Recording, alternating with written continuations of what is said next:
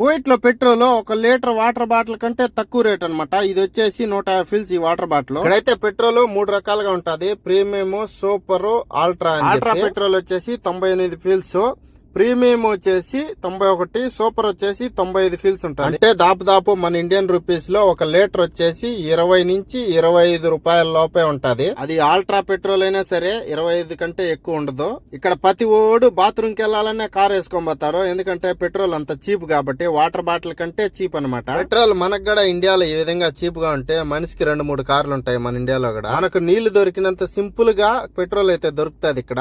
మన ఇండియా నుంచి వచ్చిన వాళ్ళు కూడా చాలా మంది కార్లు అనేటివి ఓన్ గా మెయింటైన్ చేస్తున్నారు. చాలా మంది, కొంతమంది కంపెనీ వెహికల్ ఇస్తుంది, కొంతమంది ఓన్ వెహికల్ పెట్టుకునే వాళ్ళు కూడా చాలా మంది ఉన్నారు. నేనైతే బండికి ఫుల్ ట్యాంక్ చేపించాను. నా బండి క్యామరీ కాబట్టి 52 లీటర్లు పట్టింది. 4 దినాల రూపాయి అయితే ఛార్జ్ చేశాడు. మన ఇండియా డబ్బులు అయితే 1100 రూపాయలు పట్టింది. వీడియో నచ్చింటే లైక్, షేర్, సబ్